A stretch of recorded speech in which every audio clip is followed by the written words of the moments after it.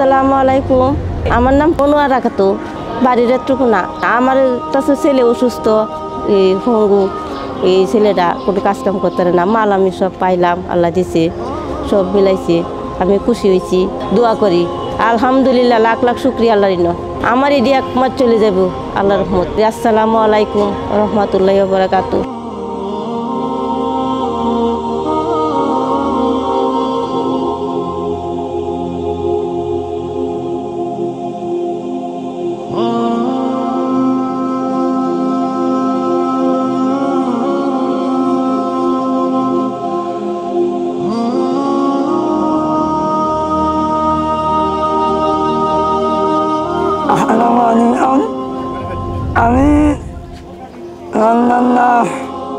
আসসালামু আলাইকুম রহমতুল্লাহ। এর নাম শিমুল হোসেন, এর বাসা পাতাখালীতে।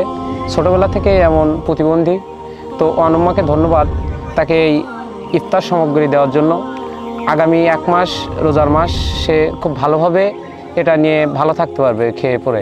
যারা তোমাকে দিছে তাদের জন্য দোয়া করো, হাত তোলো, তাদেরকে ধন্যবাদ। তার পক্ষ থেকে আমি বলতেছি অনম্মাকে ধন্যবাদ যে তারা 25 কেজি চাউল, 5 কেজি তেল, ছোলা, খেজুর সহ ইফতার এর আরও যে সামগ্রীগুলি দিছে তাদেরকে এর জন্য বিশেষ ধন্যবাদ।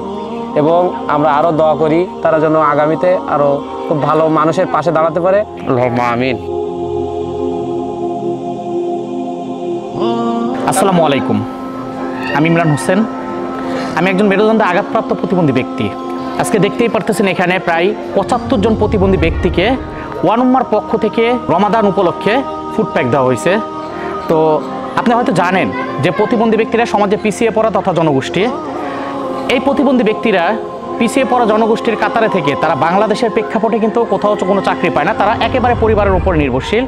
তো আজকে ওয়ানুম্মা আমাদের এই প্রতিবন্ধী ব্যক্তিকে 75 জন প্রতিবন্ধী ব্যক্তিকে এই রমাদান উপলক্ষে, এবং আসছে আমাদের ঈদ, তো সেই উপলক্ষে যেই খাবারের প্যাকেট দিছে, ইনশাআল্লাহ বাকি যে রোজাগুলো আছে সেগুলো ঠিকভাবে রাখতে পারবে।